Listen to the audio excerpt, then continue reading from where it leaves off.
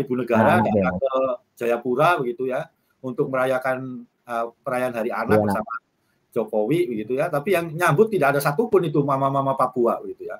Yang ada adalah orang-orang yang bukan dari Papua tapi berdandan ala Papua gitu, pakai rumbai-rumbai gitu ya. Welcome to the Manuscript YouTube channel, and this is the URL of the Manuscript YouTube channel. Papua saat ini tengah berada dalam situasi kritis, dengan berbagai aspek kehidupan orang asli Papua yang terpinggirkan. Dari sektor ekonomi, sosial, politik, hingga budaya dan pangan, masalah ini perlu segera dipecahkan. Fakta menunjukkan bahwa orang asli Papua (OAP) semakin tersingkir dari kehidupan sosial, ekonomi, dan politik di tanah mereka sendiri. Komisioner Komnas HAM tahun 2017 sampai tahun 2022, BK Ulung Hapsara, menyatakan dalam diskusi berjudul Problem Kemanusiaan di Papua yang disiarkan secara langsung di channel YouTube Katolikana TV, bahwa situasi di Papua hampir tidak bisa disangkal lagi. Di Wamena, misalnya, pusat kota dikuasai oleh pendatang, sementara mama-mama Papua hanya bisa berjualan siripinan di emperan toko. Ini adalah ketimpangan ekonomi yang nyata, ujarnya. Hapsara juga menyoroti bahwa meskipun ada upaya afirmatif untuk memberikan jabatan dan kepemimpinan daerah kepada orang asli Papua, hal ini belum cukup untuk menyelesaikan masalah keterpinggiran politik mereka. Selain itu, tanah adat masyarakat Papua seringkali dijadikan perkebunan dan investasi besar-besaran, tanpa memperhatikan karakteristik dan kebutuhan hidup sehari-hari masyarakat setempat yang sangat bergantung pada hutan dan kebun. Pembangunan infrastruktur di Papua harus memperhatikan apakah ini cocok dengan karakteristik orang Papua. Jika ingin mensejahterakan masyarakat atau mendamaikan Papua, kita harus memahami karakter mereka, tegas Hapsara. Pendekatan pembangunan yang diterapkan pemerintah pusat dinilai tidak sesuai dengan karakteristik orang asli Papua. Hapsara menekankan bahwa pendekatan yang tepat harus menghormati martabat manusia dan keragaman pangan di Papua. Keragaman pangan di Papua, seperti sagu dan umbi-umbian, semakin hilang karena orang Papua dipaksa untuk seragam, ujar Hapsara. Ia mengkritik program bantuan pangan yang seringkali hanya mengirim beras dan mie instan, yang lambat laun mengancam ketahanan pangan lokal. Pendekatan budaya juga menjadi sorotan. Hapsara menyebut, pendekatan budaya bukan dilakukan hanya ketika ada pejabat yang berkunjung ke Papua. Contohnya saat ibu negara datang ke Jayapura untuk Hari Anak Nasional bersama Presiden Jokowi. Namun, yang menyambut bukan mama-mama Papua, melainkan orang luar yang berdandan ala Papua. Ini sangat miris, kesalnya. Hapsara juga menekankan pentingnya pendekatan kemanusiaan. Dia juga mempertanyakan peran gereja dan tokoh agama di Papua. Apakah mereka mampu menjaga nilai-nilai kultural orang Papua? Frederica Korain, pejuang HAM Papua dan advokat Jayapura, sependapat dengan Hapsara bahwa pembangunan di Papua tidak seharusnya dilihat dari perspektif Jakarta. Pemerintah pusat harus memberikan ruang yang cukup untuk mendengarkan apa yang diinginkan oleh orang Papua, tegas Frederica Korain. Korain juga mengkritik pendekatan Presiden Jokowi yang seringkali berkunjung ke Papua tanpa membuka ruang dialog dengan masyarakat setempat. Selama masa kepemimpinan Jokowi, berkali-kali datang ke Papua tapi tidak pernah mau membuka ruang untuk duduk dengan orang-orang Papua yang benar-benar mau bicara tentang situasi dan kondisi Papua yang mereka alami. Menurut Korain, pendekatan yang diterapkan pemerintah pusat terhadap Papua lebih mengedepankan sumber daya alam daripada manusianya. Apalagi sekarang, hutan di Kalimantan hampir habis, lalu Sumatera tinggal sedikit, dan sekarang beralih ke Papua. Pemerintah pusat hanya melihat Papua sebagai sumber daya alam. Soal manusianya yang sakit-sakitan dan tidak punya harapan hidup, itu bukan perhatian negara, tegas Korain. Korain juga menyoroti masalah ketahanan pangan di Papua, di mana hutan-hutan yang masih utuh dibabat dan diganti dengan sawah untuk menanam padi. Proyek-proyek ini seringkali dikerjakan oleh tentara, dan orang Papua dipaksa untuk beralih ke budaya sawah yang menghasilkan beras, menggantikan sagu yang merupakan sumber pangan tradisional mereka. Sagu dipandang sebagai hutan yang siap dibabat dan diganti dengan kelapa sawit, bukan sebagai sumber pangan yang menghidupi orang Papua secara turun-temurun, demikian kata Korain. Kondisi yang memprihatinkan ini menuntut perhatian serius dan pendekatan yang lebih manusiawi serta menghormati karakteristik lokal Papua. Dialog dan solusi yang inklusif diperlukan untuk memastikan kesejahteraan dan martabat orang Papua tetap terjaga. Teman-teman, saya pesan kalau berkomentar yang positif, jangan maki-maki, jangan rasis. Salam hormat dari saya YouTuber Manuscript. Baik Mas Bika, kita mulai bincang-bincang ya. Obrolan kita Mas Bika, karena banyak atau sering atau punya concern yang kuat di Papua, Mas Bika bisa cerita nih bagaimana kondisi Papua ini saat ini. Mas BK Ulung, silakan. Ya, terima kasih Pak Lukas. Saya kira secara umum kondisi Papua seperti yang sering kita dengar. Yang pertama adalah soal kekerasan, siklus kekerasan yang belum berhenti. Dan ini tentu saja korbannya dari berbagai pihak, begitu ya. Ada dari sipil, ada dari militer, ada dari polisi, bahkan juga beberapa waktu yang lalu kita mendengar korbannya itu tenaga kesehatan. Ini siklus kekerasan yang sudah membawa korban. Yang kedua kemudian soal kemiskinan. Gitu. Kemiskinan, saya kira kemiskinan di Papua masih belum beranjak terlalu jauh dari apa yang kita lihat kondisinya mungkin 5-10 tahun yang lalu. Gitu. Masih banyak sekali daerah-daerah kantong kemiskinan yang belum dientaskan. Yang ketiga, ketimpangan. Ketimpangan antara orang asli Papua dengan saudara-saudara kita yang datang ke Papua, begitu, baik dulu ketika transmigrasi atau kemudian belakangan ini mereka memang mencari penghidupan yang layak di Papua. Ini juga ketimpangan, begitu. Terus yang lain, kalau kita ngomong pendidikan, kesehatan, ini infrastrukturnya belum cukup maju dibandingkan daerah lain, apalagi dengan Pulau Jawa. Saya kira masih sangat jauh. Belum kita ngomong soal problem politik, begitu ya.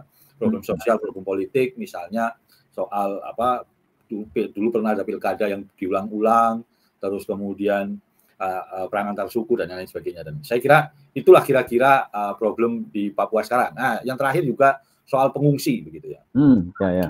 Soal pengungsi juga masih ada, begitu. Dan ini memang kalau kita bicara soal pengungsi ini kan Papua ini berbeda dengan pengertian pengungsi karena ya kekerabatannya itu sangat kuat, begitu, sehingga mereka terkadang ketika berpindah tempat, begitu, karena ada konflik kekerasan, begitu, tembak menembak segala macam, mereka kemudian berpindah dan itu mencari familinya, saudaranya satu part, gitu, dan itu kemudian tinggal. Ini yang membuat pengungsi di Papua ini agak berbeda. Begitu Pak Lukas. Iya, baik Mas BK. Jadi ada cukup kompleks ya problemnya ya Mas BK ya. Nah, dari kompleksitas permasalahan itu Mas BK sejauh mengamati dan hadir di sana gitu, manakah yang kiranya bisa katakan sebagai prioritas mestinya bisa dibenahi Mas BK Ulung? Ya, kalau saya begini, kalau kita itu ingin membangun, begitu ya, mensejahterakan warga Papua, tentu saja prasyarat yang pertama adalah Papua itu damai. Damai ini kan kemudian mensyaratkan soal penghentian kekerasan, menghentikan pelanggaran HAM, gitu ya. Terus kemudian bukan hanya menghentikan, tapi juga menyelesaikan pelanggaran HAM, pelakunya kemudian diadili secara hukum, korbannya dipulihkan. Nah, itu yang kemudian saya kira juga terkait dengan bagaimana penyelesaian pelanggaran HAM yang terjadi di waktu lampau. Gitu ya. Nah, ini saya kira syarat pertama adalah ngomong soal perdamaian ketika kita ingin membangun, gitu ya. Jadi saya kira kita ingin semua Papua damai, Papua itu mendapatkan keadilan, kesetaraan, dan kemudian juga mereka mampu membangun daerahnya supaya juga tidak tertinggal terlalu jauh dari kota atau daerah lain. Saya kira itu Pak Lukas. Oke, ya Mas BK, jadi damai ya, hidup yang damai itu menjadi prasyarat utama untuk teman-teman kita di Papua gitu ya. Nah, itu kan ada sejumlah faktor ya Mas BK ya, mempengaruhi bagaimana bisa dicapai perdamaian itu. Misalnya apakah otonomi khusus itu membantu pemerintah gitu ya, masyarakat untuk mencapai pembangunan dan khususnya perdamaian, atau ada faktor-faktor yang lain misalnya kehadiran militer gitu. Apakah itu bisa diatasi sampai sekarang ini Mas BK? Ya, kalau kita bicara otonomi khusus ini kan ini sudah jilid 2 lah ya, begitu ya, jilid 2, otonomi khusus jilid 2. Sebenarnya kalau ketika yang pertama itu kalau dijalankan dengan baik, begitu ya, ini saya kira ya kita akan melihat wajah Papua yang berbeda dengan apa yang terjadi sekarang, begitulah. Kira-kira itu. Kenapa kemudian saya bilang bisa berbeda, gitu ya? Karena di situ kemudian juga tidak hanya bicara soal kewenangan daerah, gitu ya, termasuk juga afirmatif tindakan atau kebijakan terhadap orang asli Papua, tapi juga bicara soal penyelesaian pelanggaran HAM yang berat. Gitu. Karena di situ ada ngomong KKR, Komisi Kebenaran dan Rekonsiliasi, sehingga yang itu kemudian bisa menjadi ruang atau kemudian tempat di mana kita ini ingin mencoba menyelesaikan pelanggaran HAM yang berat yang terjadi di masa lalu, mendatangkan keadilan begitu kepada korban dan keluarga korban. Yang berikutnya juga bagaimana kemudian sejarah itu bisa menjadi pelajaran untuk mencegah terjadinya pelanggaran HAM yang berat lagi gitu. Itu ketika kita bicara ngomong soal otonomi khusus gitu. Dan ini kan saya kira menjadi satu titik tengah lah ya, waktu itu titik tengah dengan adanya KKR, pelanggaran HAM yang berat, dan itu tidak kemudian juga menghilangkan apa yang menjadi kewenangan Komnas HAM, apa yang menjadi kewenangan Kejaksaan Agung yang ada di Undang-Undang Nomor 26 tentang Pengadilan HAM. Itu soal yang pertama. Yang kedua soal militer begini. Saya kira memang sudah saatnya gitu ya, mengevaluasi lagi pendekatan keamanan yang selama ini dijalankan oleh pemerintah pusat. Evaluasi, artinya apa? Ternyata kemudian ya yang ada menimbulkan korban begitu, korban kekerasan, dan itu banyak yang sudah meninggal, dan itu bukan hanya orang sipil di Papua yang baik yang bersenjata atau tidak begitu, tetapi juga militer dan polisi juga sering jadi korban gitu. Nah, saya kira ini ngomong evaluasi dari pendekatan keamanan. Itu yang pertama. Yang kedua juga soal begini. Kita sudah punya pengalaman di Aceh begitu ya. Sudah punya pengalaman di Aceh dulu, itu kemudian gerakan Aceh Merdeka itu juga selesai dengan perundingan, selesai dengan dialog gitu. Selesai dengan dialog. Dan itu saya kira sangat mungkin itu diterapkan di Papua, dialog itu. Helsinki kemudian perjanjian Helsinki itu bisa memberikan otonomi khusus juga kepada Aceh gitu ya, dengan karakteristik daerahnya gitu, sebagai satu hasil negosiasi antara pemerintah Indonesia dengan gerakan Aceh Merdeka. Dan kita bisa lihat Aceh sekarang ini kan sudah hampir tidak ada lagi ngomong merdeka gitu ya, tapi yang bahwa kekerasan ada, tapi itu tindak pidana umum begitu ya, bukan motifnya politik gitu. Yang itu saya kira yang di Aceh ini kan jadi ranahnya kepolisian untuk ngomong soal pidana umum itu. Saya kira itu, Pak Lukas. Baik, Mas Deka. Ya, tadi yang terakhir Mas, ini sebentar lagi Mbak Eka mudah-mudahan sudah bisa gabung ya, bisa cerita juga dari perspektif OAB misalnya gitu ya. Mas Deka, tadi dikatakan misalnya evaluasi ya Mas, kan sudah sering ya diminta untuk evaluasi pendekatan militer itu dilihat lagi apakah memang efektif. Tapi sampai sekarang belum ada semacam kebijakan yang kuat gitu ya Mas, untuk katakanlah mengganti pendekatan militer itu menjadi pendekatan lain, pendekatan kemanusiaan dan seterusnya gitu. Mengapa seperti itu Mas Beka? Ya begini, kalau kita membaca 10 tahun Jokowi lah ya gitu ya, pendekatan Jokowi terhadap Papua ini kan saya kira yang lebih mengemuka dua gitu ya. Pendekatan kesejahteraan gitu ya, yang itu membangun infrastruktur, membuka hutan dan menggantinya dengan perkebunan begitu, terus kemudian menggelontorkan berbagai macam skema-skema program yang harapannya itu masyarakat Papua sejahtera gitu, tapi nyatanya tidak gitu ya. Nyatanya kalau kita melihat dalam-dalam begitu ya seperti itu saja. Yang kedua kemudian pendekatan keamanan gitu. Tadi Pak Lukas sudah bicara soal peristiwa Paniai. Peristiwa Paniai ini kan terjadi 89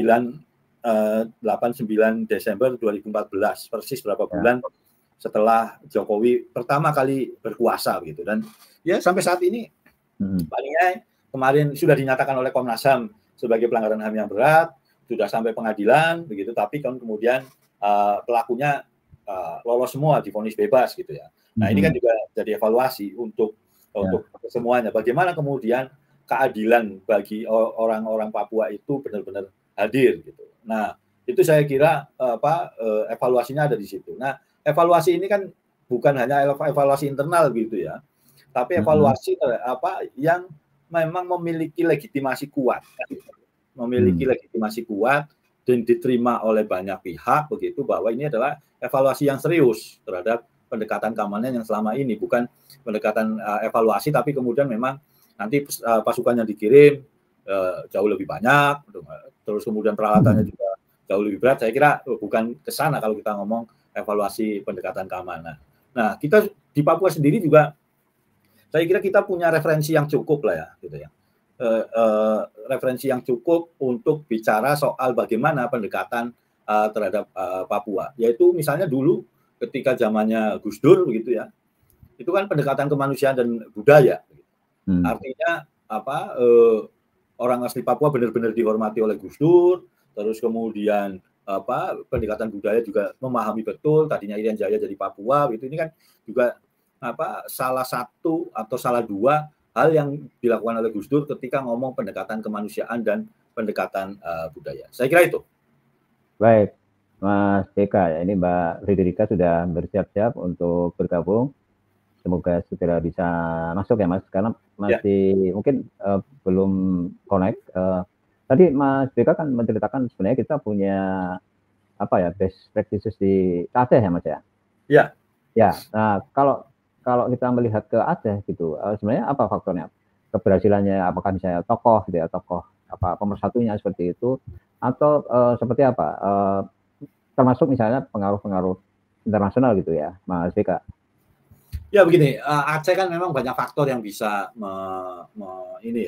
menjadikan ada perundingan Helsinki dan yang lain sebagainya. Tapi yang jelas kemudian bahwa peran tokoh ini sangat penting, baik tokoh lokal gitu ya maupun juga tokoh di nasional. Mereka kan kemudian satu suara bahwa Aceh itu harus damai, tetapi jalannya juga harus damai. Gitu. Kan itu. Bukan kemudian Aceh harus damai, tapi jalannya lewat perang bersenjata. Ini kan bukan damai namanya. Nah, pada titik itu apa sudah jadi satu kebutuhan, satu realitas yang memang sudahlah kita udah harus bergerak maju lah. Selain tentu saja ada peran internasional, ada peran tokoh agama dan yang lain sebagainya, sehingga menjadikan Aceh itu berhasil gitu. Tapi ya kan kemudian juga Gus Dur waktu itu tahun 99 misalnya juga setuju soal referendum, yang itu juga saya kira menimbulkan kontroversi. Tetapi ada perdebatan lah di situ. Referendum yang dimaksud Gus Dur itu kan bukan berarti merdeka gitu ya. Tapi kemudian lebih pada bagaimana kemudian mereka merumuskan otonomi khusus persis seperti Papua di tahun 2000 begitu ya. Nah, ini kan jadi enak begitu ya untuk merumuskannya gitu. Itu sih Pak Lukas. Baik, Mas BK Ulung Hapsara ya, Komisioner Komnas HAM tahun 2017 tahun 2022. Ya, Mbak Friderika Korain sudah bergabung, kita undang, kita sapa. Halo, selamat malam. Halo, selamat malam. Halo, Mbak Rika, gimana kabar? Sehat? Suara saya bisa didengar? Iya, bisa. Selamat malam, Mbak Rika. Iya, selamat malam. Iya. Mas ya. Iya, bagaimana Mbak? Sehat ya, Mbak Rika? Sedikit lelah. Oh. Jadi kita baru pulang dari meeting, jadi. Oke. Ya, tapi silakan. Ya, baik. Suara kami bisa didengar ya, Kak Rika? Saya bisa dengar. Bagaimana dengan suara saya? Bisa didengar? Ya, bisa. Ya, Mas Rika bisa dengar ya? Bisa. Oke. Baik, Kak Rika bisa cerita nih tadi Mas Rika sudah cerita mengenai Papua, perkembangannya sekarang khususnya ya seperti apa gitu. Saya kira Mbak Friderika atau Kak Friderika Korain tentu bisa cerita lebih jauh ya bagaimana perkembangan kemajuan Papua pada umumnya sampai saat ini. Kak Rika, silakan. Iya baik, terima kasih Mas Lukas dan juga para pemirsa yang mengikuti diskusi kita pada malam hari ini. Pertanyaan saya mulai dengan menjawab pertanyaan tadi dari Mas Lukas tentang perkembangan di Papua ya, seperti apa perkembangannya saat ini. Saya kebetulan malam ini ada di Sorong, Sorong ini dengan pemekaran yang baru dibuat kemarin oleh pemerintah pusat ya, dikatakan dibuat oleh pemerintah pusat. Sorong menjadi ibu kota dari satu provinsi baru yang dimekarkan dari Papua Barat. Dengan nama Provinsi Papua Barat Daya. Kalau ditanya soal perkembangan Papua hari ini, ya saya ingat dalam satu momentum 2 atau 3 hari lalu ketika saya masih ada di Jayapura, ada seorang tokoh Papua, tidak perlu saya sebut namanya, yang seorang tokoh yang berpengaruh, berbicara tentang Papua hari ini. Dia masuk dari perspektif 4 akar soal yang diungkapkan oleh LIPI di dalam penelitiannya sekian puluh tahun yang lalu itu, di 2010, yang menyebut 4 akar masalah Papua itu. Tetapi menarik bahwa tokoh ini menambahkan 2 topik yang baru ya, kalau LIPI sampai pada soal diskriminasi, tapi tokoh ini menambahkan 2 persoalan baru. Yang pertama adalah kerusakan lingkungan hidup yang semakin luas karena proyek-proyek investasi yang di dalam tanda kutip dipaksakan oleh pemerintah pusat belakangan ini ya, terutama dalam 5 tahun terakhir masa kepemimpinan Presiden Jokowi. Di beberapa hampir di semua titik-titik di Papua ini muncul investasi-investasi besar yang baru yang bersentuhan dengan sumber daya alam. Dan memang wilayah yang sangat sangat terganggu dan sangat menderita sebetulnya dengan kebijakan investasi yang sama sekali tidak ada perencanaan matang oleh yang sedang digiatkan oleh pemerintah pusat, yang sudah dan sedang digiatkan oleh pemerintah pusat, yaitu di wilayah Papua bagian selatan atau yang sekarang ada dalam provinsi yang baru dibentuk Provinsi Papua Selatan. Tidak hanya di Provinsi Papua Selatan, tapi investasi ini juga mulai menyebar masuk ke wilayah-wilayah yang lain. Ya. Itu menjadi satu poin baru yang ditambahkan, jadi itu menjadi soal ke-5. Kemudian pokok soal yang ke-6, yaitu soal marginalisasi ya, ketersingkiran orang asli Papua. Kan kalau LIPI itu sampai pada topik diskriminasi ya, semacam itu. Topik yang keempat itu kan, akar soal yang keempat. Yang pertama itu soal sejarah, kemudian pelanggaran HAM, lalu yang ketiga pembangunan yang tidak menyentuh kebutuhan orang asli Papua, dan yang keempat soal diskriminasi kan terhadap orang Papua. Nah, sang tokoh ini menambahkan 2 poin itu yang sekarang menjadi gambaran nyata, terutama setelah berlakunya otonomi khusus ya, yaitu soal rusaknya sumber daya alam atau terampasnya ruang-ruang hidup orang asli Papua, terutama itu masyarakat adat ya, karena investasi-investasi besar yang digalakan oleh pemerintah dan tidak hanya investasi masuk lalu mereka punya tanah-tanah adat, hutan-hutannya terampas, tetapi justru mereka menjadi tersingkir. Ketersingkiran atau alienasi, pakai bahasa yang agak sulit itu ya, orang asli Papua. Nah, melihat situasi macam ini, sebetulnya kalau itu kita lihat, betul bahwa 20 tahun otonomi khusus berlaku, uang tersedia, tetapi sebetulnya uang itu sebagian besar disedot juga kembali ke pusat-pusat kekuasaan di pusat ya. Karena hampir sebagian besar kontrol-kontrol kegiatan pembangunan itu dilakukan dari Jakarta sebetulnya. Jadi taruhlah sebetulnya yang jatuh di Papua ini remah-remah ya, yang turun ke sini. Ada seorang anggota MRP misalnya mengatakan bahwa uang otsus yang dikembalikan ke Papua itu tidak sebanding dengan sumber daya alam yang sudah disedot lama sejak tahun 60-an ya dari tanah Papua ini.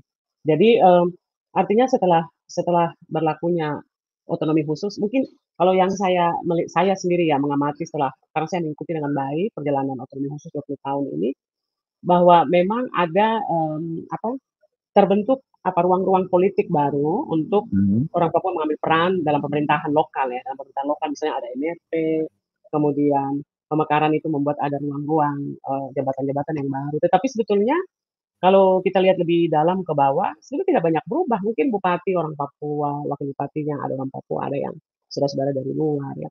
Gubernur, wakil gubernurnya orang asli Papua karena itu perintah undang-undang otonomi khusus ya. Tapi di level pengambilan keputusan itu masih tetap dikuasai oleh saudara-saudara kita dari luar. Jadi sebetulnya tidak banyak perubahan signifikan yang terjadi. Tidak banyak perubahan signifikan yang terjadi, justru secara kasat mata misalnya muncul dalam tanda kutip orang-orang kaya baru ya. Tetapi di level masyarakat akar rumput kebanyakan ini tidak banyak hal yang berubah. Orang masih tetap susah dengan pendidikan, masih tetap kesehatannya buruk ya, angka kematian masih tetap tinggi sekali. Angka harapan hidup juga kalau rata-rata nasional masih sangat rendah ya. Kemudian dan persoalan sosial yang lainnya. Beberapa hal yang sangat itu signifikan tadi sudah disinggung oleh Mas BK. Ya, BK. Ya, Mas BK, terutama soal pendekatan militer. Kalau di waktu lalu terbatas di lokasi-lokasi tertentu saja, sekarang malah berkembang hampir wilayah yang dulunya bukan wilayah sasaran-sasaran operasi militer, sekarang malah wilayah-wilayah itu juga dimasuki oleh satuan-satuan aparat keamanan. Dan sebetulnya yang kita lihat bukan karena soal isu keamanannya, perlahan-lahan harus jujur kita akui bahwa satuan-satuan keamanan ini masuk, beriringan dengan masuknya investasi-investasi. Jadi kalau kemarin misalnya saya ada baca minggu lalu ya, di DPR itu ada, diskusi di DPR RI, ada itu, apa namanya, ada perspektif yang dilontarkan bahwa, TNI ya, kalau saya tidak salah ya, yang diminta untuk juga, dalam perubahan undang-undang TNI ada ruang untuk mereka bisa berbisnis. Ya. Dalam keadaan undang-undang melarang saja, mereka sudah terlibat dalam bisnis dan di Papua ini menjadi sumber masalah besar ya. Karena, TNI terlibat dalam bisnis ekstraktif yang, legal, tidak legal di Papua ini hampir sebagian besar ilegal ya, tambang-tambang di beberapa tempat ya, tambang-tambang rakyat. Mereka juga terlibat di situ dalam tanda kutip menjual jasa keamanan. Apalagi kalau nanti dilegalkan. Dalam konteks seperti di Papua di mana investasi ada di situ, markas militer ikut ya. Ini, nanti satu Papua ini jadinya itu daerah dengan konsentrasi aparat militer yang akan sangat, besar sekali. Dan ini sangat berbahaya bagi kehidupan masyarakat sipil. Jadi, perkembangan real di Papua, seperti itu ya situasi saat ini. Bagaimana kita bisa keluar dari keadaan seperti ini ya? Memang ada ada 2 proses yang harus kita lalui. Proses pertama adalah bagaimana, orang di dalam Papua sendiri, tetapi juga harus dengan dukungan pemerintah pusat ya, memperbaiki manajemen pemerintahan yang selama ini diterapkan di Papua, yang oleh LIPI dirumuskan sebagai, manajemen pemerintahan dalam itu, dalam dalam, rumusan yang paling nyata ini kan pemerintah hadir lewat kebijakan-kebijakannya kan. Kebijakannya yang selama ini tidak berpihak pada kebutuhan real orang Papua ya. Tidak hanya itu, wajah itu harus dirubah dengan memang betul harus ada desain baru, yang harus dibuat bersama, artinya pemerintah harus duduk dengan, perwakilan-perwakilan pemerintah lokal ini untuk bicara, ini sistem pemerintahan macam mana yang cocok, apakah dengan model otonomi khusus seperti sekarang, atau mesti harus sedikit dimodifikasi, dirubah sedikit ya, dengan, dengan ada sharing itu, kewenangan yang jelas, tetapi juga ada kontrol semacam itu, check and balance harus jalan. Tidak seperti sekarang ini. Saya ingat, 3 minggu yang lalu ketika saya hadir dalam diskusi tentang 2 juta hektar, lahan tebu di Papua Selatan. Saya, mendengar dari perwakilan KPK dan ini menurut saya miris sekali, yang mengatakan bahwa 20 tahun uang otsus digelontorkan sedemikian rupa ke Papua, dengan tadi saya katakan bahwa sebetulnya sebagian besar kembali lagi ke Jakarta, tidak ada audit BPK. Ini kan sangat sangat, untuk saya bingung sekali uang sebanyak itu yang oleh pemerintah pusat diklaim kira-kira sekitar 120-an triliun ya, yang sudah dikirimkan ke Papua selama 20 tahun, tidak diaudit oleh BPK. Ini salah siapa? Dan ini kebijakan siapa sebetulnya? Apakah ini dilakukan secara sengaja? Sebuah pembiaran yang dilakukan secara sengaja untuk itu uang sebesar itu digunakan tanpa arah yang jelas atau memang saya tidak mengerti apa maksudnya ya. Sementara itu anggaran negara yang lain kan BPK itu punya tugas kan untuk mengauditnya. Kenapa dana otsus sebesar itu tidak ada audit dari BPK penggunaannya selama 20 tahun ini? Jadi kalau terjadi penyalahgunaan misalnya sama ini dituduh bahwa pemerintah di Papua itu banyak korupsi dan segala macam. Tapi ini salah siapa sebetulnya? Ini kebijakan siapa? Di mana kontrol dari Kementerian Keuangan terhadap itu penggunaan uang sebesar itu tanpa diaudit, tanpa diperiksa bagaimana penggunaannya sudah sesuai atau tidak, bermanfaat atau tidak untuk rakyat di bawah. Jadi seperti itu, Mas Lukas dari saya. Baik. Ya, Kak Rika ya sangat memprihatinkan, menyedihkan ya situasinya. Ada banyak persoalan tadi selain 4 dari akar masalah LIPI masih ditambah 2 ya, diskriminasi dan marginalisasi ya. Artinya semakin susah gitu ya, semakin susah teman-teman di Papua ini untuk hidup, bertahan dan bisa menjalankan banyak hal yang harusnya bisa dijalankan gitu. Kerusakan lingkungan hidup, Mas Lukas. Iya, itu semakin parah gitu ya. Seperti itu ya. Dan tadi juga yang sebelum terakhir ya, sebelum tidak adanya kontrol dari BPK gitu juga soal keamanan yang masuk beriringan dengan investasi itu juga sangat riskan ya, Kak Rika ya. Nah, sejauh ini kemudian bagaimana? Tadi ada 2 solusi ya, ada 2 solusi bagaimana orang dalam di Papua dan manajemen pemerintahan yang barangkali bisa ada yang baru lah, ada sharing yang jelas tentang kontrol kekuasaan seperti itu. Nah, sejauh ini dari 2 solusi itu mana yang kiranya bisa jalan atau harus beriringan begitu, Kak Rika? Iya, Mas Lukas, tadi saya belum mengurai yang pilihan yang satunya. Ada pilihan yang lain itu adalah tadi ya soal bagaimana memformulasi format policy untuk Papua ini ya, yang pas dengan konteks hari ini. Itu artinya menuntut dua belah pihak ini harus duduk untuk bicara. Tetapi yang saya lihat adalah persoalan kita kita seperti akan terus menabrak tembok karena menurut apa yang saya mengerti, negara sejauh ini, dalam hal ini pemerintah pusat, tidak punya political will untuk memperbaiki keadaan di Papua. Ketika mental block-nya masih seperti ini ya, pemerintah pusat masih punya mental block seperti ini, sangat sulit sekali. Bahkan ada kecenderungan dengan undang-undang OTSIS yang baru ini, sebetulnya tidak ada sesuatu yang khusus karena semua sudah ditarik kembali ke Jakarta. Jadi kewenangan-kewenangan itu tidak ada lagi yang super khusus di Papua. Kalau kita baca undang-undangnya, hampir semua rumusannya itu mengembalikan kewenangan itu. Sebetulnya sama saja provinsi-provinsi yang ada di Papua ini, cara pengelolaannya sama dengan provinsi-provinsi yang lain. Dan mungkin yang membedakan bahwa Papua ini karena sumber daya alamnya begitu begitu kaya, lalu fokus hari ini adalah bagaimana digali sebanyak mungkin sumber daya alam itu. Jadi itu yang sekarang terlihat ya, karena kalau kita bandingkan dengan 20 tahun lalu, itu aktivitas yang bisa itu kasat mata kita lihat itu ada seputar Freeport, kemudian di Sorong itu terkait dengan pengelolaan minyak dan gas bumi ya. Nanti belakangan ketika OTSIS mulai berlaku, hadir itu British Petroleum ya di Kepala Burung di Teluk Bintuni. Nah, kemudian HPH yang baik ilegal maupun itu legal yang berlangsung di berbagai tempat secara merata hampir di wilayah-wilayah pesisir dan dataran rendah. Kemudian sekarang dalam 20 tahun terakhir bermunculan itu semakin masif sebetulnya ya perkebunan kelapa sawit, dan belakangan ini pemerintah muncul dengan ide itu bioetanol yang bersumber dari tebu, jagung dan sebagainya. Ini hal-hal baru yang untuk kami di Papua ini kita sangat itu khawatir sekali bahwa ini akan mengancam semakin banyak itu hutan-hutan alam yang sebetulnya hutan tropis yang perlu kita jaga karena sangat kaya Papua ini ya, hutannya itu penting sekali untuk merawat bumi kita bersama ini. Kalau nanti dibabat habis, diganti dengan monokultur seperti kelapa sawit, tebu dan sebagainya. Aduh sayang sekali ya, nanti Papua akan makin rusak.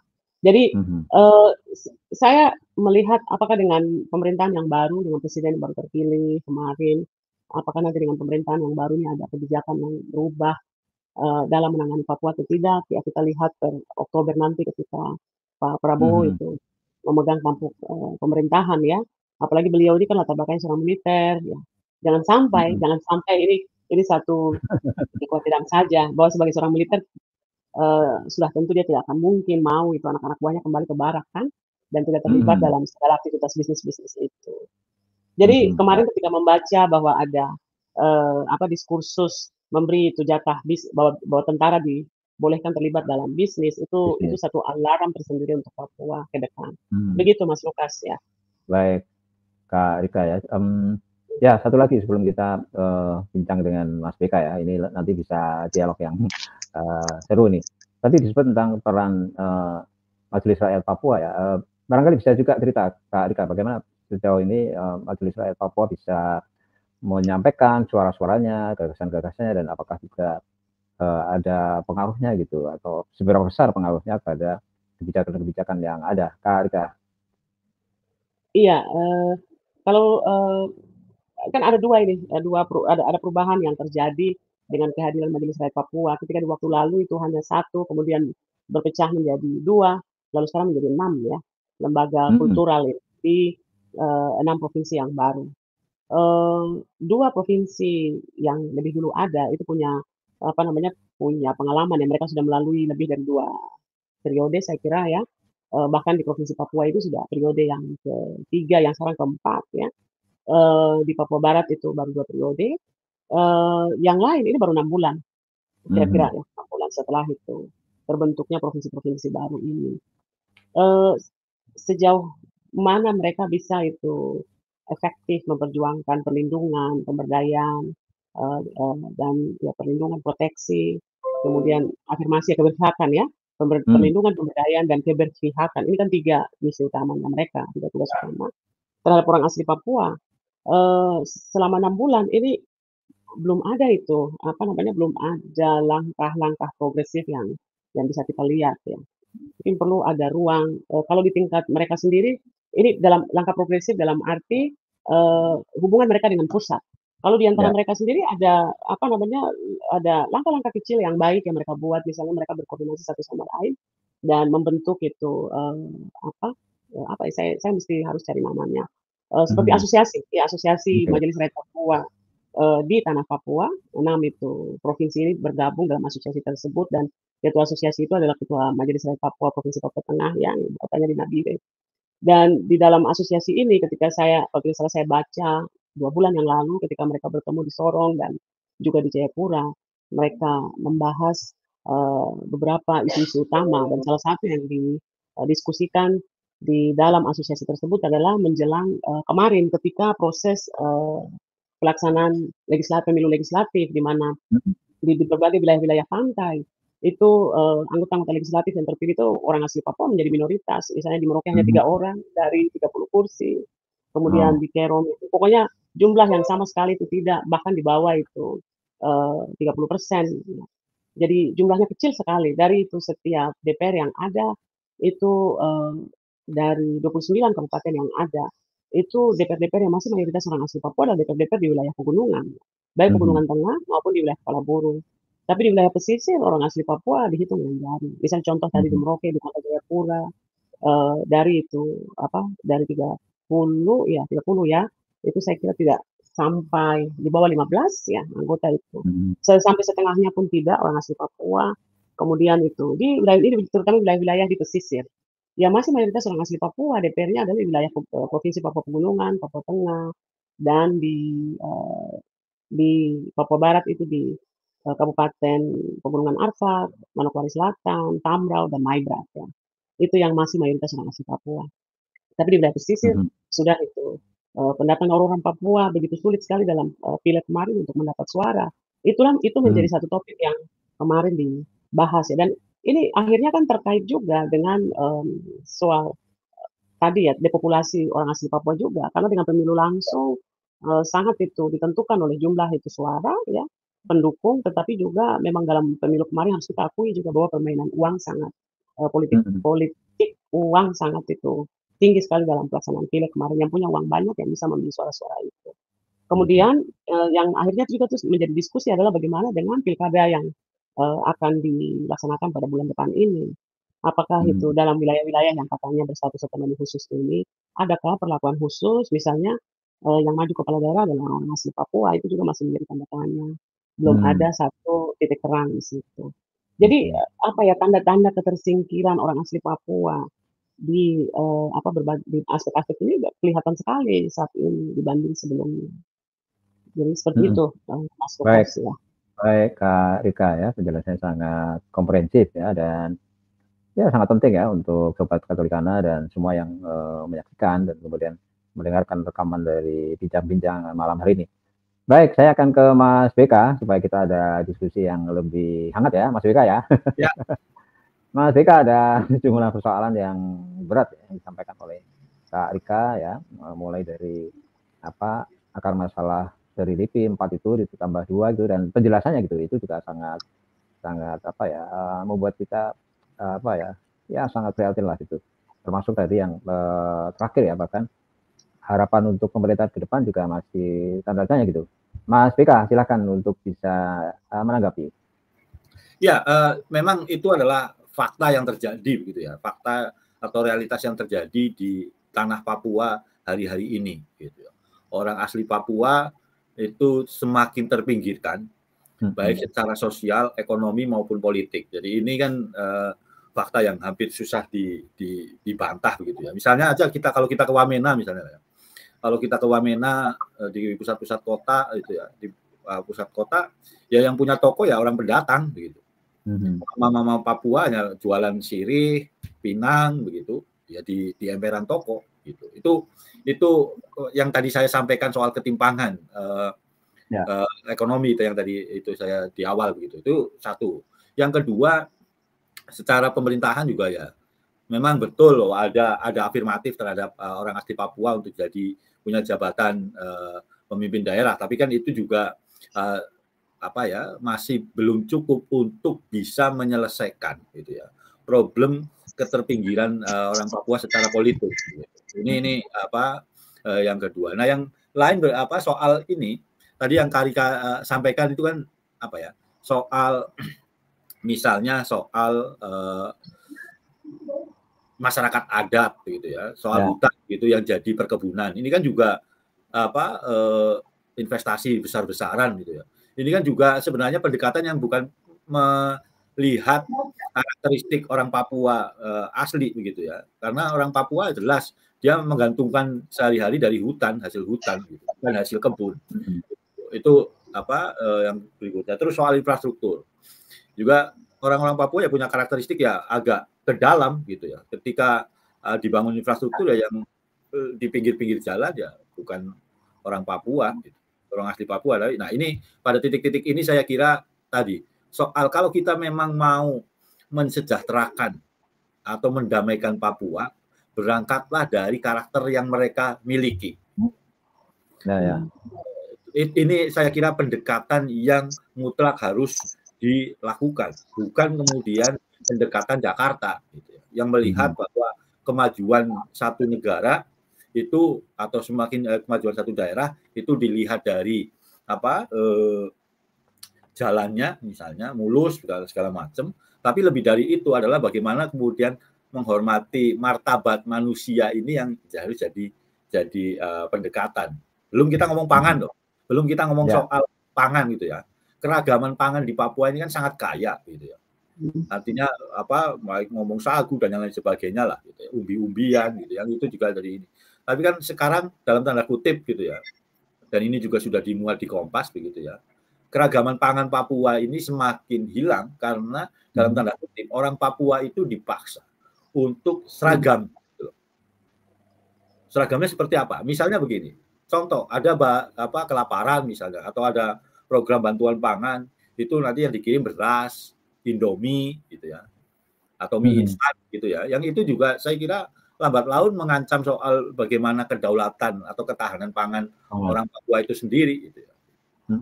Ini kan dekulturisasi soal pangan terhadap orang asli Papua, dan saya kira kita sedang menghadapi situasi di mana orang Papua ini kayak terkepung dari segala sisi lah begitu. Mau dari sisi ekonomi, dari sisi sosial, dari sisi politik sampai soal pangan. Ini saya kira penting untuk kita bersama-sama pecahkan sesegera mungkin. Oke, baik Mas Rika. Sebelum saya minta pendapat Kak Rika ya, tadi yang terakhir ya, berangkat dari karakter yang dimiliki oleh masyarakat Papua atau katakanlah menggunakan pendekatan budaya ya Mas ya, sebagai bagian dari pendekatan kesejahteraan misalnya. Nah, apakah memang selama ini tidak ada upaya-upaya untuk itu atau terlalu masif atau terlalu kuat pendekatan yang lain, misalnya pendekatan militer gitu, Mas Beka? Ya, memang betul gitu ya. Pendekatan budaya itu bukan dalam pengertian ketika ada pejabat berkunjung itu kemudian ada tari-tarian Papua gitu ya. Bukan itu gitu ya. Tapi atau kayak kemarin lah ya yang viral begitu, Ibu Negara datang ke Jayapura begitu ya untuk merayakan perayaan Hari Anak bersama Jokowi begitu ya, tapi yang nyambut tidak ada satupun itu mama-mama Papua gitu ya. Yang ada adalah orang-orang yang bukan dari Papua tapi berdandan ala Papua gitu, pakai rumbai-rumbai gitu. Ini saya kira kan ini miris sekali begitu. Miris sekali bagaimana soal pendekatan budaya itu diterjemahkan begitu ya. Sangat dangkal gitu. Beda lah ya dengan dulu, kita pasti ingat, tentu Karika juga masih ingat soal Gus Dur misalnya. Gus Dur kan kalau bahkan bilang kan bintang kejora boleh berkibar itu, tapi harus dibawa bendera merah putih. Itu kan lambang kultural aja, bukan lambang politik. Mari kita gitu-gitu. Nah ini kan satu yang sangat-sangat dalam begitu ya maknanya, dan mungkin dalam konteks yang berbeda sekarang kita bisa cari pendekatan kultural yang bisa dilakukan untuk memenangkan gitu ya, memenangkan hati rakyat Papua gitu. Ini satu ya soal pendekatan budaya. Yang kedua soal pendekatan yang lain soal kemanusiaan lah gitu ya. Kemanusiaan saya kira ini penting, dan ini kita juga jadi bertanya misalnya soal peran gereja misalnya, peran gereja atau peran tokoh agama, peran ulama yang ada di Papua gitu ya. Ini kan bagaimana kemudian mampu menjaga ya, nilai-nilai kultural dari orang Papua, dan sehingga ketika ngomong pendekatan kemanusiaan itu bisa diterapkan. Saya kira itu, Pak Lukas. Baik.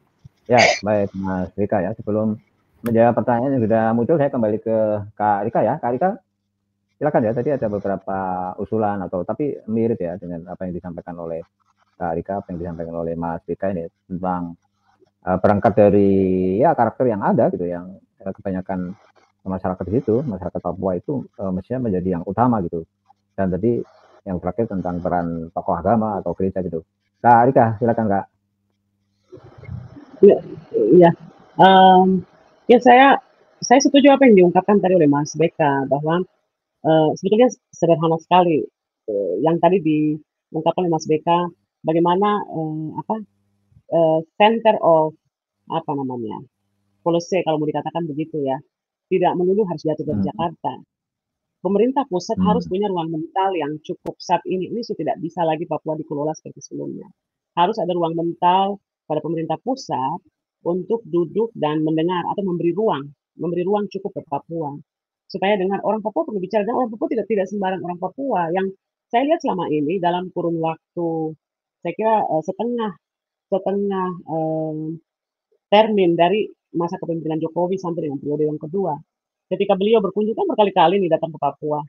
Tapi coba lihat apa yang terjadi, tidak pernah presiden mau membuka ruang untuk duduk dengan orang-orang Papua yang benar-benar real, bicara tentang situasi, kondisi Papua yang mereka alami, yang pahit ya, yang perih, penderitaan orang Papua.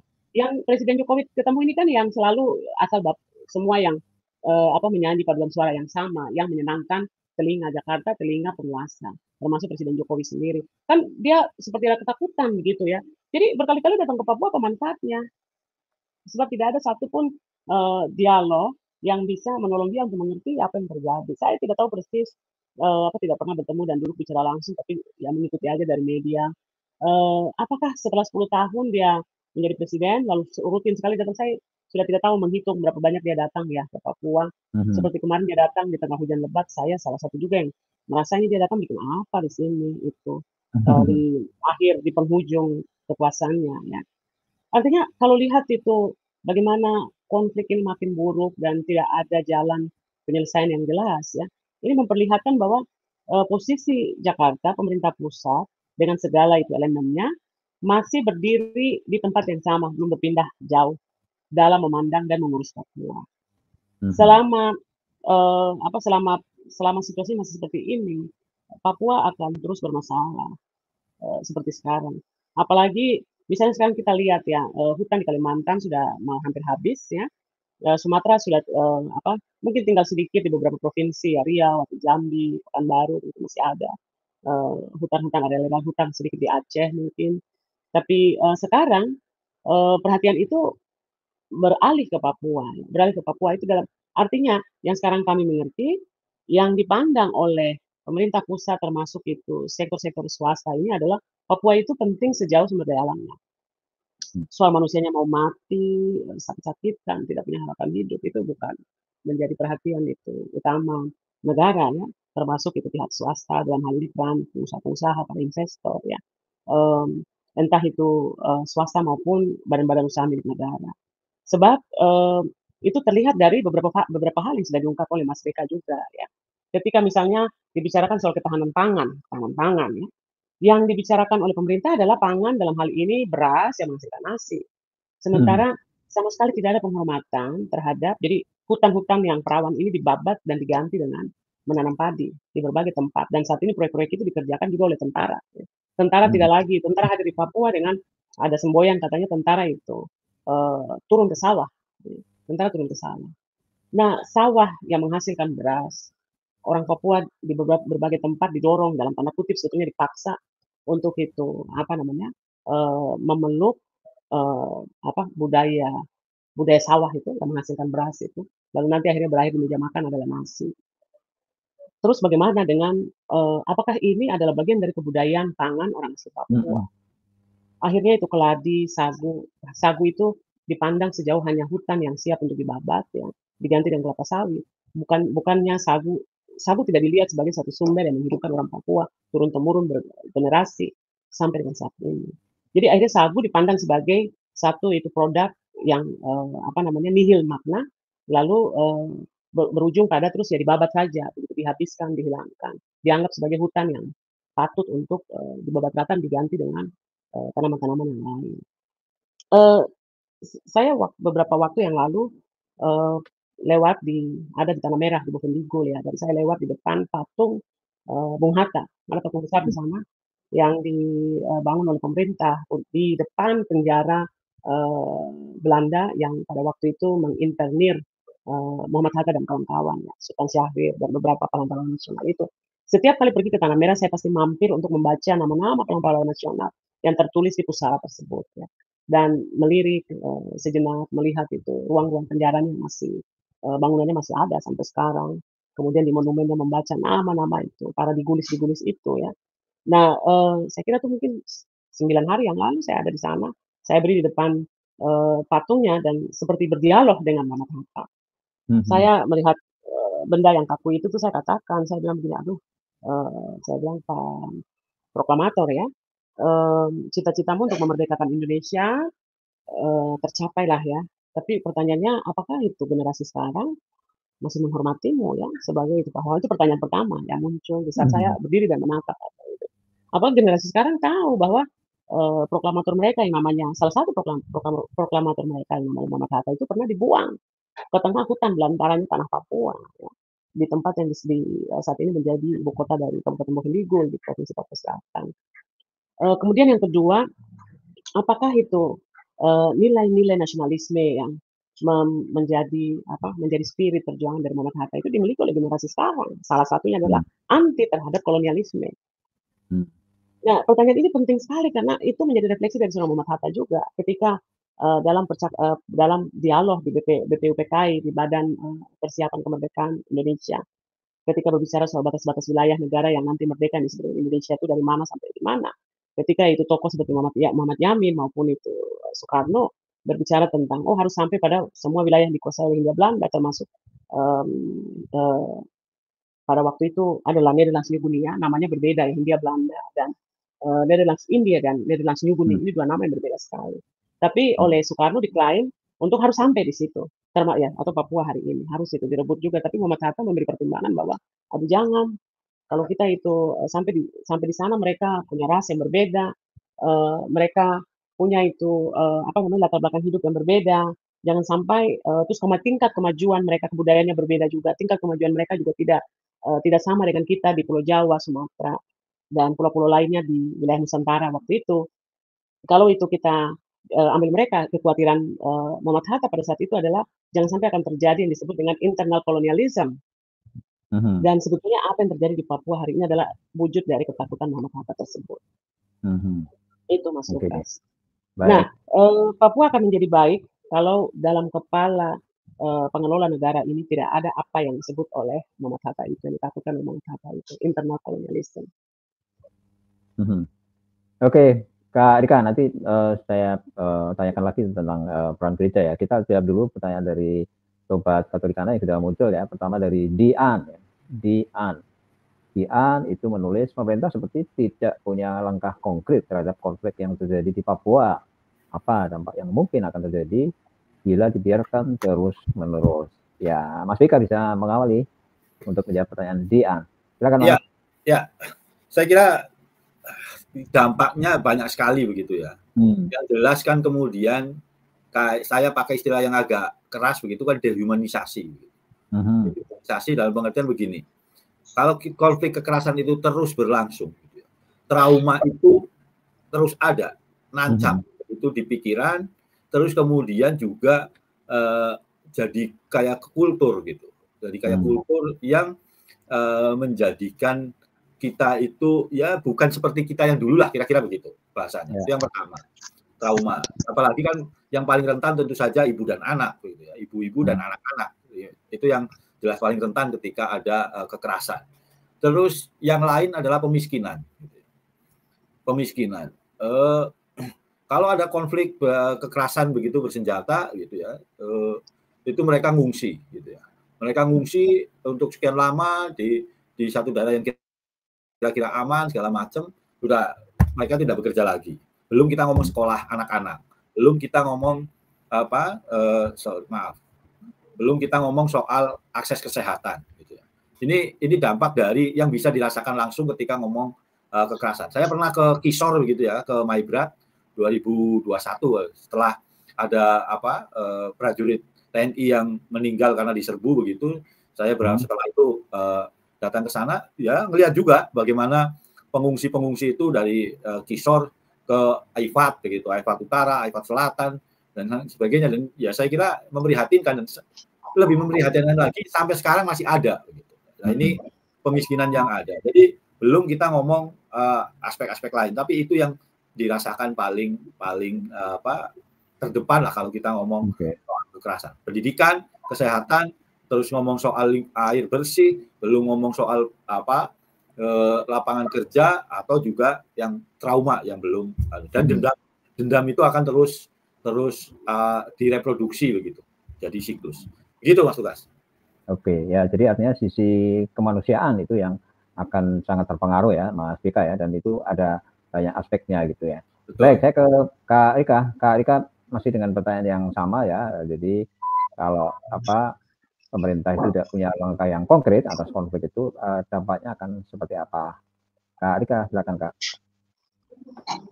Iya, yang tadi sudah diungkapkan oleh Mas Beka ya, betul itu soal dehumanisasi. Jadi atau kami sering dengan bahasa yang lebih gamblang kita menyebutnya sebagai jadi semacam pemusnahan ya, pemusnahan itu kehidupan gitu, entah manusianya entah alamnya. Dan ya apakah itu sebetulnya yang dicari ya, yang bayangkan ya ketika orang misalnya seperti sekarang terjadi di Nduga, di Intan Jaya, orang harus mengungsi, dan ini sudah pengungsian misalnya di Nduga itu sudah ini tahun ke-3 ya pengungsian itu terjadi, dan misalnya seorang teman mengatakan di Wamena mereka mengungsi ke Wamena, dan banyak anak-anak kecil, anak-anak usia sekolah sudah bisa sekolah lagi, mereka berkeliaran di tengah kota, bahkan sudah terlibat menjadi mereka isap itu lem aibon ya. Apa yang diharapkan dengan generasi seperti ini? Sebetulnya tidak ada kehidupan lagi yang bisa diharapkan tumbuh di kalangan orang asli Papua. Sekarang saya lihat ya bagaimana di Jawa, di berbagai tempat secara terbuka sangat kuat sekali masyarakat sipil di Jawa berteriak di semua itu kalangan, berteriak dengan solidaritas yang sangat kuat sekali terhadap Palestina hari ini. Saya sangat itu seperti bermimpi begitu ya, kapan solidaritas yang sama bisa diteriakkan juga untuk Papua, karena kehancuran kemanusiaan, kehidupan itu sama saja seperti apa yang terjadi di Palestina, yang terjadi di Papua hari ini. Bedanya adalah kita tidak ada perang terbuka yang sangat itu menghancurkan seperti yang terjadi di Palestina, tapi di Papua perang itu berjalan secara sunyi, secara senyap ya, di berbagai itu lokasi-lokasi, dan dampaknya sama saja, orang mengungsi, kemudian itu harta miliknya hancur ya, anak-anak tidak bisa sekolah lagi, perempuan susah sekali itu mendapat pelayanan kesehatan yang baik, anak-anak termasuk orang dewasa juga sama situasinya, sekolah-sekolah juga hancur, gedung-gedung sekolah di beberapa tempat bahkan itu beralih jadi tempat-tempat itu markas tentara. Dan sebenarnya kita sedang menghadapi kehidupan yang tidak normal di sini. Ya, itu apakah itu pertanyaannya, apakah itu menjadi tujuan ketika itu pemerintah di tahun 60-an getol mengintegrasikan Papua ke Indonesia? Apakah itu tujuannya? Apakah itu tujuan utama negara ini membuat integrasi dengan kehancuran seperti ini, atau ada visi lain yang dimiliki oleh negara terhadap Papua ini? Papua itu dengan dua itu wujud yang besar, Papua manusianya dan Papua tanahnya, alamnya. Begitu Mas Lukas. Baik, ya Kak Rika mungkin bisa dimasukkan sekarang bagaimana sebaiknya peran gereja ya, gereja mesti mengambil peran seperti apa, dan apakah peran-peran itu sudah diambil atau juga masih terhalang oleh berbagai tantangan, Kak Rika? Gereja artinya gereja di sini kan di Papua ada gereja dua denominasi besar ya, gereja itu Kristen dan gereja Katolik ya. Gereja selama ini sudah mengambil peran luar biasa besar. Mas Lukas dan juga pemirsa harus tahu bahwa dalam kira-kira sejak itu tahun 91 sampai dengan saat ini ada upaya perlahan-lahan untuk melemahkan berbagai peran sosial kemanusiaan yang dibangun oleh gereja. Pada waktu lalu itu sekolah-sekolah, rumah sakit, ya karya-karya sosial ya, pendidikan, kesehatan, termasuk pengembangan ekonomi itu luar biasa digalakan oleh gereja, baik itu gereja Protestan maupun gereja Katolik di berbagai tempat. Ya. Poliklinik dibuat di daerah-daerah yang terpencil, termasuk sarana transportasi. Ya, misalnya untuk gereja Katolik itu ada perusahaan penerbangannya AMA ya, yang di waktu lalu itu menjadi bukan satu-satunya AMA dan MAF itu dua entitas perusahaan atau lembaga penerbangan dimiliki oleh dua gereja besar ini. Dan itulah yang menghubungkan wilayah-wilayah yang saat ini berkembang menjadi wilayah kabupaten-kabupaten yang baru. Dan apa yang dilakukan kalau negara mengapresiasi positif peran yang dimainkan oleh gereja ini, seharusnya misalnya kayak sekarang subsidi penerbangan untuk penerbangan-penerbangan perintis yang ke daerah-daerah terpencil ini, itu juga dilakukan diberi kepada penerbangan yang dimiliki oleh gereja ini yang umurnya sudah tua dari tahun itu 60-an. Perusahaan-perusahaan lembaga penerbangan ini ada, MAF dan AMA ya. Tapi hari ini susah sekali dua lembaga ini megap-megap karena subsidi dari luar juga sudah tidak ada. Mereka harus bersaing dengan perusahaan-perusahaan swasta lain yang mendapat subsidi penerbangan daerah terpencil itu yang disediakan oleh pemerintah pusat. Misalnya Susi Air itu salah satu.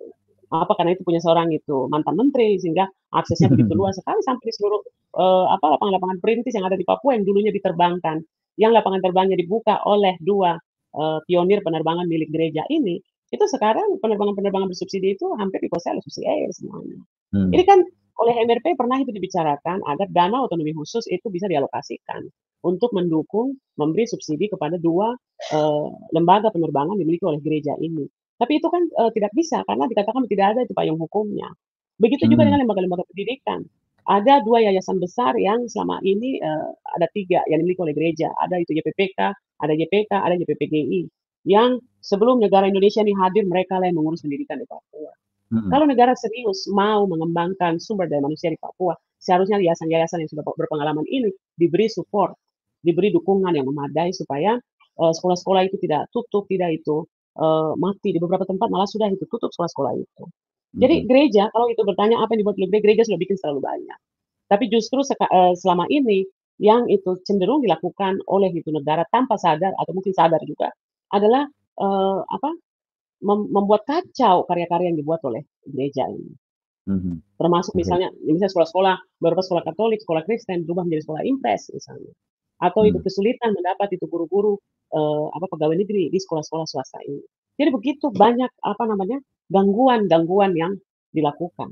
Yang kita lihat ini sebetulnya dalam rangka memang sudah dampaknya sudah terasa sekarang ini ketika itu pendidikan, kesehatan ini tidak jalan, itu juga ikut membuat itu tadi tingkat kesejahteraan orang asli Papua yang notabene memang ada di kantung-kantung pelayanan gereja ini ikut itu terganggu juga. Artinya bukannya makin meningkat, makin baik, tapi makin mundur. Begitu. Baik, Kak Rika. Ya, Mas Rika, saya kira menjawab pertanyaan penyiar magang ya tadi, soalnya Kak Rika sudah menjawab bahwa tentang kunjungan Jokowi gitu ya, cukup sering gitu atau sering gitu. Tetapi sebenarnya apa pengaruhnya gitu, Mas Rika? Ya, saya kira begini, Pak Jokowi ini kan pendekatannya lebih kepada pendekatan kesejahteraan, gitu ya. Bahwa satu-satunya masalah orang Papua itu kesejahteraan, sehingga pendekatannya adalah kesejahteraan.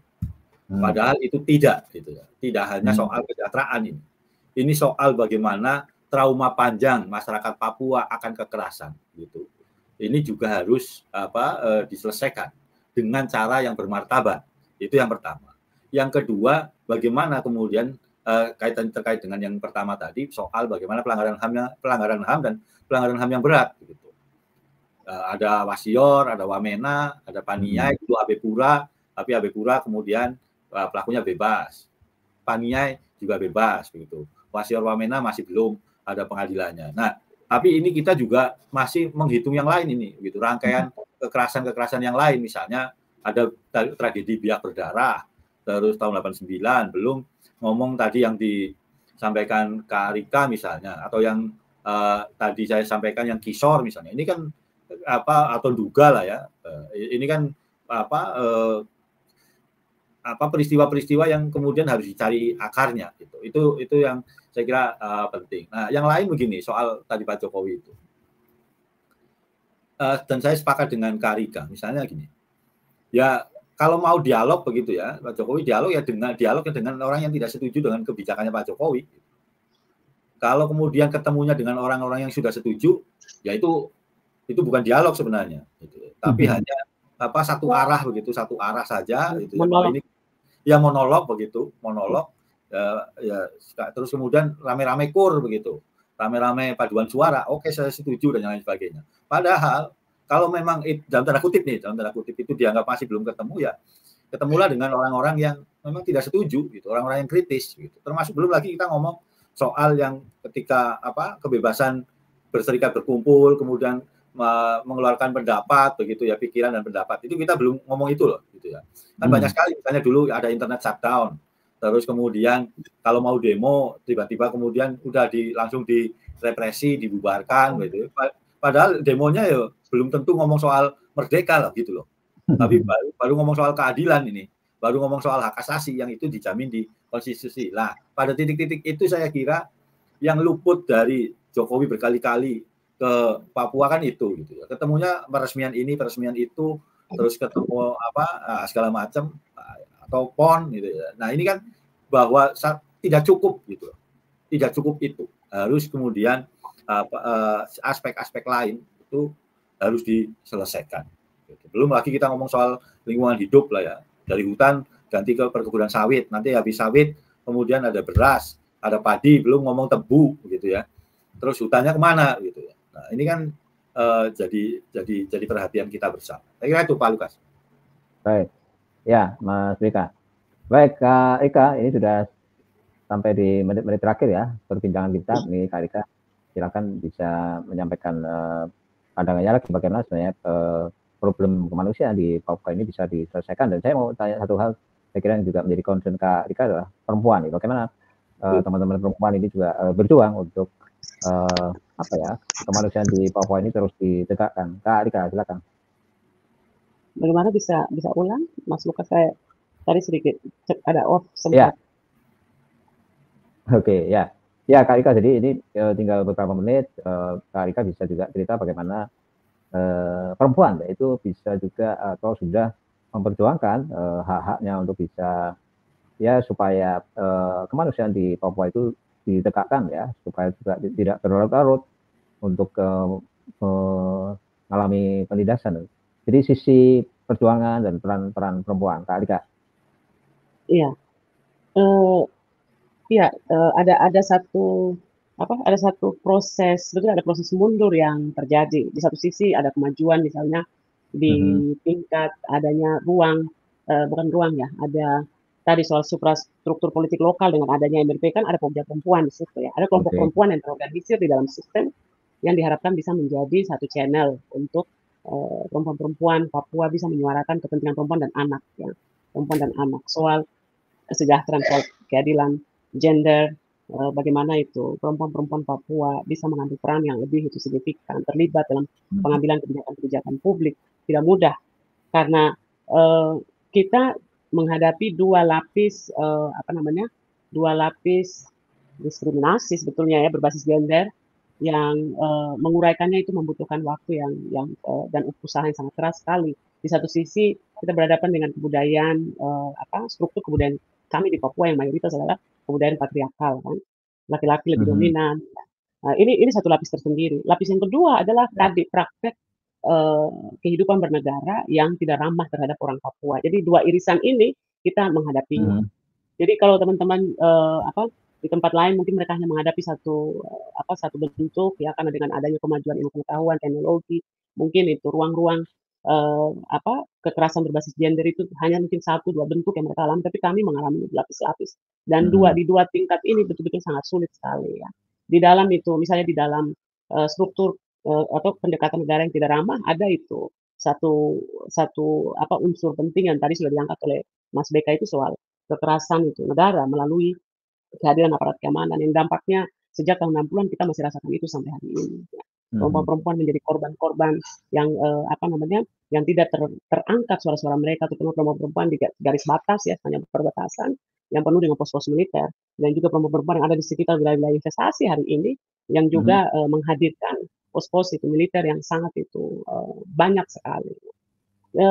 Dalam situasi macam ini perempuan berjuang, berusaha berkelompok dalam kelompok-kelompok yang kecil-kecil melalui gereja ada, tetapi harus diakui bahwa dalam kurun waktu 10-15 tahun terakhir ya, ruang-ruang berbicara itu kan semakin ditutup gitu.